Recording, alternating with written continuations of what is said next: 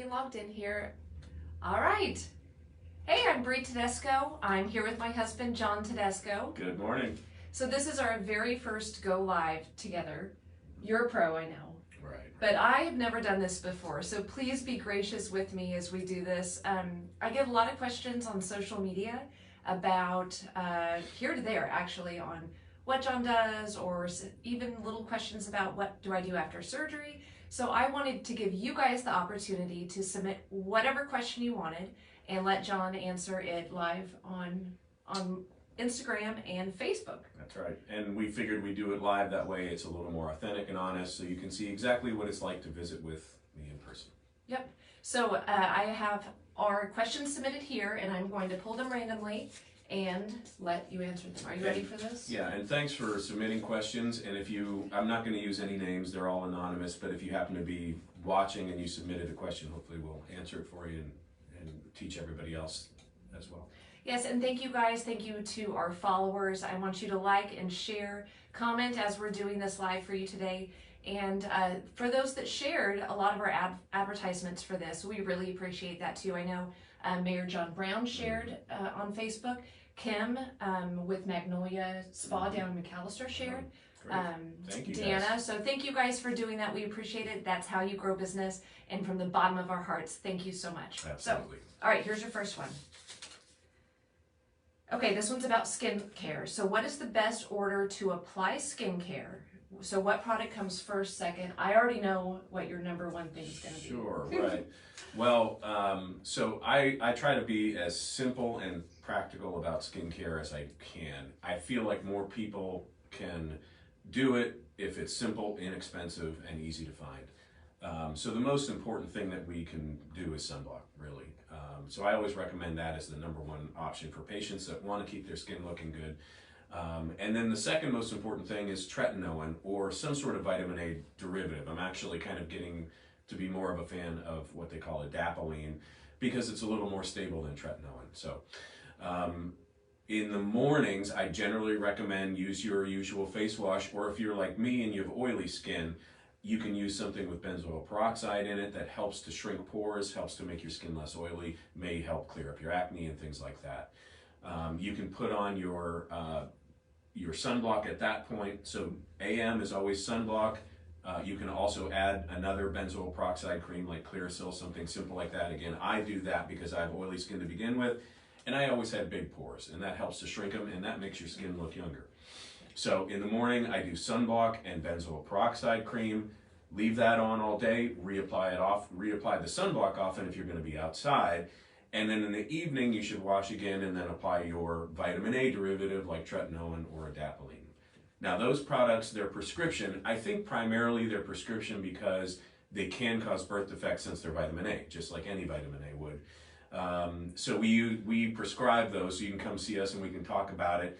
But even that is fairly inexpensive and fairly easy to find at any pharmacy. So, benzoyl peroxide, sunblock available everywhere, one prescription. It's not terribly expensive, maybe 60 to 80 bucks, and it'll last you a whole year. So it's a very simple, easy way that you can make your skin look good. So that's great advice. As always, talk to your physician, talk to Dr. Tedesco about what is right for you and if that combination is right for you. I will tell you, and I know you tell me all the time how important the tretinoin is. My face isn't oily like his is. Mine's so dry. So sometimes I only use mine once every 3 days, Right. once every 4 days, because I will get the cracks around my nose, under my eyes get really dry. Yep. So I use my daily moisturizer. I use that to kind of ease that Absolutely. dryness. So that's a great point, is there are a lot of sensitive skin types that find this regimen a little on the harsh side. And in general, the vitamin A products, they take some tailoring, they do. And that's a good way to do it. Go to every few days, use less, dilute it with another face cream. So I usually will work with patients through that to make sure that it's tolerable, but they're still getting some benefit from it. Right, and you've always told me to stick with it. Yeah, honestly, that's probably my biggest challenge is consistency. Patients sticking to it, quitting, using it sporadically. You just don't get the benefit if you don't stick to it and maintain consistency. Yeah, And I've noticed when I take my breaks, my skin isn't as tough. So it's like starting all over if I take a month off. It does. It gets less sensitive the more that you use it. All right, I see everyone watching. Dina Price, Ryan, Donna, thank you guys. Make sure you give us likes, thumbs up, stars. We appreciate you guys tuning in. All right, are you ready for your next one? Sure. This is fun. We could do this. Yeah. Yeah, if you guys like it, let us know, and maybe we'll do it more regularly. All right, I have friends who want to know why I chose him for my procedures. Sure, that's a big question. Absolutely. So there's a couple things that you should think about when you're choosing a surgeon, and some of these things are the reason why I'm proud to say that I do good work and you can trust me with your care. So one of the important things that I feel like is board certification. A lot of people you'll hear talk about that. Board certification in and of itself, I don't think is such a big deal, but by going through the steps and taking the exams and getting the paperwork, it does prove that you're committed to your training. You have actually demonstrated competency in your training, and you've been willing to go through enough steps to get to that point. And I feel like that shows dedication. So docs that are board certified, statistically, they tend to be safer and more competent. So I'm triple board certified. I'm board certified by the American Board of Osteopathic Surgery in general surgery. I'm board certified by the American Board of Cosmetic Surgery and the American Board of Facial Cosmetic Surgery. And all of those were a series of exams and steps to get to that point. And so that just, like I say, that generally can give you confidence that the doctor that you're seeing is capable and competent. So that's one important thing. A few other things that make me, I think, special. General surgery training gave me the ability to pretty much handle just about anything. And one of the things that's so great about that is I'm always confident in the OR that there's no trouble that I can ever get in that I can't get out of. Right. That kind of thorough training, you do a lot of vascular surgery, you do thoracic surgery, you do abdominal surgery, you do all kinds of things, and trauma and so on. So you always know that you can fix anything that might happen to go wrong, because sometimes things go wrong in the OR. So if you have somebody that has general surgery training or just broad training in general, that really helps to give you confidence in your surgeon that you're never going to get in trouble. And then one other thing to mention is there's a lot of plastic and cosmetic surgeons that are very good at what they do, but what makes me special is I also had some art training when I was growing up, and the art, I feel like the artistic eye is difficult to really master. And by having a little bit of innate art ability and then having some training, I feel like gives me special advantage. When I look at things, I can kind of see how they need to go, and I can customize that to each patient, because every body shape is different, every patient is different. And so by being able to artistically visualize things in 3D and kind of manipulate them with your brain, I feel like that gives you a better, more customized result afterwards. So those are a couple reasons why Dr. Tedesco is a trustworthy place that you can go and get your care. Absolutely, with Green Country Surgical Arts. That's right. So one thing I just wanted to mention to piggyback on that just a little bit is I had no idea when we first met that you had to be recertified. So this isn't anything that you were tested and trained on 15 years ago. That's a good point. This is all stuff that you're continuing your education. You have to get recertified for all of these different boards. So yeah, and so that's a good point. We folks like me don't just take one exam and then you're done forever. We have to demonstrate competency. We have to keep up with our continuing medical education credits, and then we have to retake the exam every 10 years, and it's a big deal. For all of us. So I've retaken 2 of those 3. I have the 3rd one to take in a couple of years. So we want you to make the best decision for you. So do your research. We're confident in what we can provide to our patients and our clients, but do your research. So you obviously will be in very good hands with Dr. Tedesco. So, all right, I think we have time for one more. So we're gonna make this one short. We thought it'd be a snow day today. Yeah, we did. So we kind of assumed we'd talk with you guys for half hour or so, but we do have jobs to do today since school was not canceled. So we're just going to keep it short, but please keep submitting. We'll do more of these, and we'll answer more questions next time. So, sure. All right, bariatric questions. difference in tummy tuck options, fleur-de-lis versus 360. So this is exciting because I don't know much about this fleur-de-lis versus 360. So tell us more about that. Sure. Bariatric surgery is the weight loss surgery. So that's the category of folks that have used a surgical procedure, usually gastric sleeve, gastric bypass, something like that, and have lost a bunch of weight. Well, often when you lose the weight, you're left with skin that won't retract all the way back.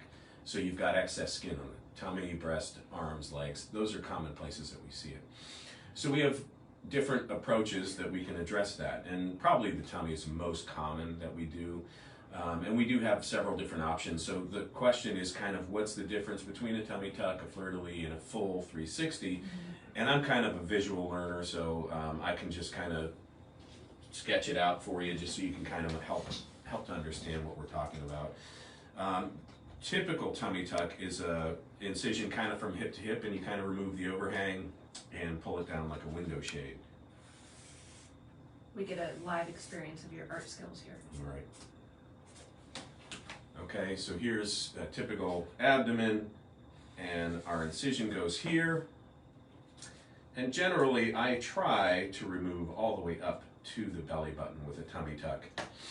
And then it's actually undermined all the way to the xiphoid process in the middle so that you can kind of get some smoothing, flattening, and tightening of that abdominal skin. I kind of try to bring that all down.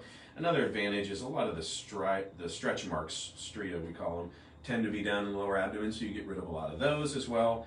And then we kind of pull this down, like I said, like a window shade, make a new belly button, and you've got a tummy tuck. The nice thing about tummy tucks, if you can imagine in your head as you pull down here, a lot of times you get a little bit of recruitment from the side, so you get a little more of that hourglass shape as well. Which we all want. Right, and sometimes you can supplement that with a little lipo. Now, there are some patients that have a lot of lateral excess that you just can't get all of it down with a typical tummy tuck, so that's what's called the fleur-de-lis that was in question. And what that does is that adds an incision like this so that you can kind of surgically bring the excess tissue from the sides into the center. So the good thing about that is you get even more accentuation of the hourglass, but the drawback is you get a big midline scar. So that is fine often in patients that have had open gastric bypass, which used to be very common. So they already had a big midline incision, no big deal. You could just use it without putting a new scar in. But that's kind of the risk and benefit ratio that you look at when you're deciding on this type of a technique, is you're going to get a big scar, but you can get a better profile. So that's fleur-de-lis. Now, the 360 that was asked about is simply carrying this around the back. You can imagine this can sometimes be a lot of excision in some patients, and sometimes it's so much that it kind of leaves tissue here on the side as you bring it down. And by doing the 360, then you can help to sort of recruit the posterior to try to get all of that tucked away. Right? Awesome. All right, I see everyone that is liking and giving us a thumbs up. Thank you guys so much. We appreciate you tuning in. What else do we need to add? Well, thanks again for being here. Let us know in the comments if you liked this format. If it's useful to you, we will try to post these videos on like YouTube, so for further, you can refer back to them and you can kind of educate yourself if you have questions. And then we'll try to do it more often. If it's enough people are finding it valuable, I don't mind sitting and answering some questions here and there. I think it's important for my patients to feel educated and feel like they're on the same page. I like my patients to feel like they're our family, so I want you to make sure that you know exactly what's going on and know how to best take care of yourself. Exactly right. And as Dr. Tedesco has demonstrated, every body has a different procedure and a different plan. And so when they come here, they work through that plan, and you guys can talk about it, draw it out. But you can only do that if you call and make a consultation.